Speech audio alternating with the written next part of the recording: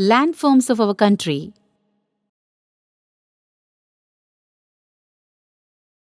India is a big and beautiful country. It is the seventh largest and the second most populated country in the world. It is a part of Asia. More than 100 crore people live here. India has many landforms. These are mountains, plains, plateaus, deserts, and islands. Very few countries in the world can boast of so much variety. The various landforms of a country are known as its physical features. The Himalayan mountain ranges.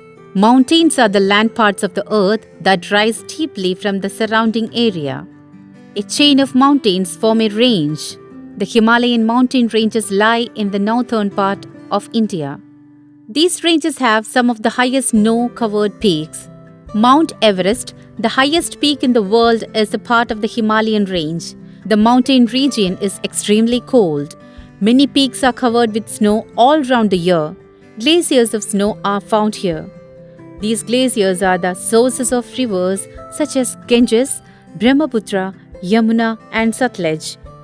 As they flow down to the plains, several smaller rivers join the main rivers. Nothing grows on the upper snow-covered slopes since it is very cold. As we move down to the lower slopes, we find thick forests. This is called the Terai region.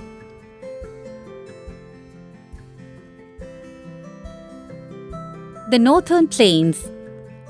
Parts of India are covered with flat lands called plains. The Great Plains lie to the south of the Himalayas. They are also known as the Great Northern Plains. These plains are watered by the Himalayan rivers. This is also called the Gangetic Plain. Many rivers like the Ganga and Yamuna flow through these plains. This makes the land very fertile and most suited for cultivation. The region is thickly populated. Many well-known cities and towns are located along the banks of the river Ganga and Yamuna. In the plains, it is very hot in summer and cold in winter. The Thar Desert. A large area of land in India covered with sand is called a desert. The Great Indian Desert or the Thar Desert is located in the northwestern part of our country. The Thar Desert covers a large part of the state of Rajasthan. This region receives very little rainfall. The climate here is dry and hot in summer and cold in winter. Very few plants and trees grow here. Life in the desert is difficult. That's why the desert region is not thickly populated.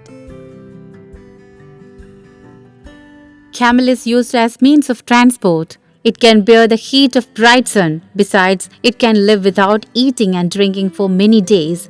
It is called the sheep of the desert. The Deccan Plateau and the Ghats. The southern part of India is called the Southern Plateau or the Deccan Plateau. A plateau is an area of flat land that is higher than the area around it. The Southern Plateau looks like a cone in shape. It is a peninsula.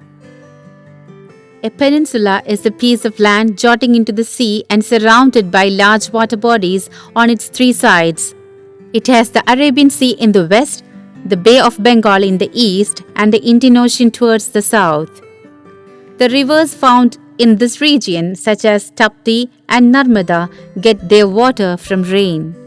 So, they become dry in the summer months.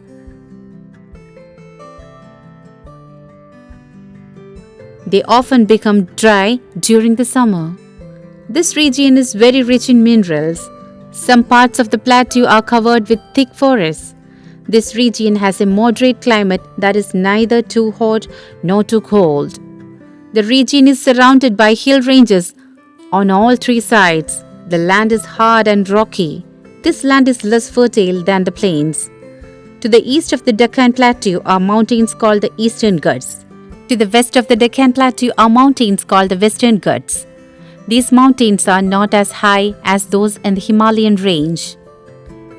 There are narrow strips of plain land along the east and west coast of India. They are called the coastal plains. Islands. India has two groups of islands. On its eastern side, in the Bay of Bengal, lie the Andaman and Nicobar Islands. On the western side, in the Arabian Sea, lie the Lakshadweep Islands. There are coral islands.